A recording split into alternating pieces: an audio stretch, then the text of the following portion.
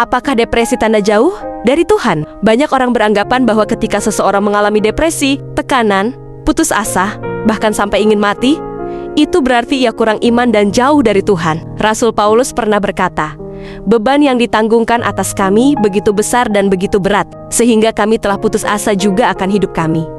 2 Korintus 1 ayat ke-8. Ini bukan kata-kata orang yang tidak mengenal Tuhan. Ini adalah pengakuan seorang rasul. Dan Paulus bukan satu-satunya. Ada Elia yang ingin mati di padang gurun. Ada Yunus yang berkata, lebih baik mati. Ada Yeremia yang mengutuk hari kelahirannya. Ada Ayub yang berharap tidak pernah dilahirkan. Dan ada Musa yang berkata, lebih baik engkau membunuh aku saja. Semua adalah orang-orang yang dekat dengan Tuhan.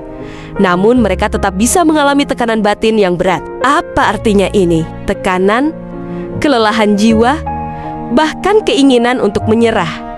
Bukan tanda bahwa seseorang jauh dari Tuhan. Itu adalah tanda bahwa kita manusia. Kita bisa lelah, kita bisa hancur, kita bisa kewalahan oleh beban hidup, pelayanan, dan masa lalu. Lalu di mana letak imannya? Bukan pada ada atau tidaknya tekanan, tetapi pada kemana kita pergi saat tekanan itu datang. Paulus melanjutkan, hal itu terjadi supaya kami jangan menaruh kepercayaan pada diri kami sendiri, tetapi hanya kepada Allah. 2 Korintus 1 ayat ke-9. Artinya, tekanan tidak menjauhkan kita dari Tuhan, justru menjadi alat untuk mendorong kita bersandar kepadanya. Contoh yang lain, Petrus dan Yudas Iskariot sama-sama gagal. Petrus menyangkal Yesus, Yudas mengkhianati Yesus.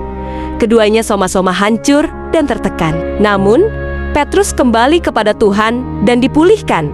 Yudas lari dari Tuhan dan binasa. Perbedaannya bukan pada tekanan, tetapi pada keputusan yang diambil setelah tekanan itu datang. Kita semua manusia yang hidup dalam tekanan. Ada beban hidup, pelayanan, keluarga, dan masa lalu, bahkan dosa yang bisa membuat kita tertekan. Namun hari ini kita belajar. Merasa lemah tidak membuat kita gagal. Merasa putus asa tidak berarti kita jauh dari Tuhan. Bahkan dalam titik terendah, di mana kita merasa telah hancur karena dosa sekalipun, asal kita mau kembali, tangan Tuhan tetap terbuka bagi kita. Yang terpenting ialah, di saat terendah dalam hidup kita, kita tidak semakin menjauh dari Tuhan, tapi kita semakin dekat dengannya, dan hanya bersandar pada kuasa pemulihannya. Mari belajar seperti Paulus, menjadikan setiap tekanan bukan alasan untuk menyerah, tetapi dorongan untuk semakin bersandar kepada Kristus. Karena pada akhirnya, bukan kekuatan kita yang menopang hidup ini, tetapi Tuhan yang memegang kita. Amin. Tuhan Yesus memberkati.